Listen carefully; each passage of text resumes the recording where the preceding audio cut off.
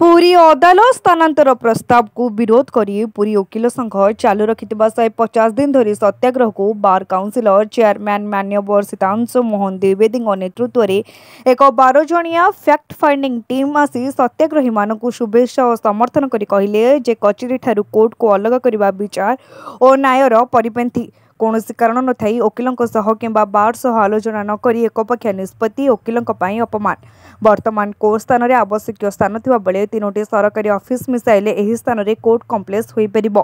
पुरी रे जो जगह को नेबा पाई निष्पत्ति करछन्ती ताहा कटकणा थिबा सत्वे किपरि स्थानांतरित करिवे और काहेकि करिवे। एही टीम रे मान्यवर बार काउंसिल सदस्य पीतबस पंडा विभू प्रसाद दास अक्षय कुमार पति अरूप नंद दास संजीत कुमार पाणीग्राही लक्ष्मीनारायण पटेल विभू प्रसाद त्रिपाठी ज्ञानरंजन महांती अक्षय कुमार सामंतराय तपन कुमार विश्वाल गिरिधारी महापात्र आसी कोर्ट स्थल तीनोटी ऑफिस स्थान प्रस्तावित स्थान परिदर्शन करथिले। एही प्रसंग में मान्यवर ओडिशा उच्च न्यायालय मुख्य विचारपति समेत ओडिशार मुख्यमंत्री राजस्व मंत्री आईन मंत्री को देखा करी रिपोर्ट देवे बोली कहिसंती। आलिनेशन केस द्वारा प्रस्तावित स्थान को नापसंद करथिले। सत्याग्रह चलिब जो पर्यंत वकिलों दाबी पूरण न होइचंती बोली सभापति प्रेमानंद महांती और साधारण संपादक शरद कुमार रायगुरु समीर घोष कर्णवीर महापात्र अनिल साहू मनोरंजन दास सोमनाथ दास शारदा सामल वरिष्ठ वकिल जयदेव मिश्र आदित्य मिश्र रुद्रनंदन मिश्र पुष्कर महापात्र ज्योतिप्रकाश मिश्र शताधिक वकिल उपस्थित थे। आज आमर मान्यवर chairman अध्यक्षतार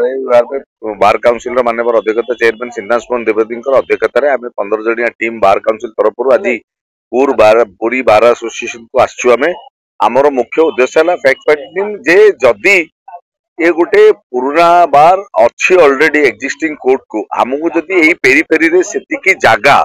as per the statutory guideline of honourable supreme court जदि अवेलेबिलिटी अच्छी ताहले आमे एठे कोर्ट कले किसी असुविधा नहीं जो द्वारा कि एठे मानवर एसपी एवं कलेक्टर क्वार्टर जहाँ 6.5 एकर रु अधिक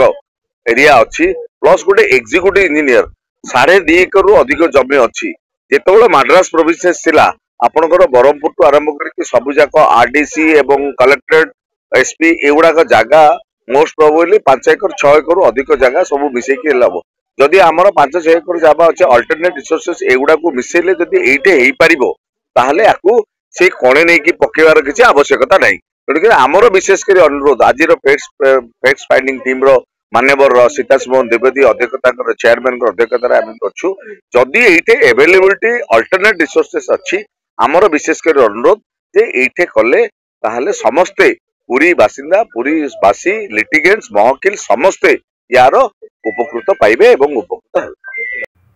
पुरी रविनारायण जनांक सह निराकार महाराणा रिपोर्ट तीर्थक्षेत्र लाइव।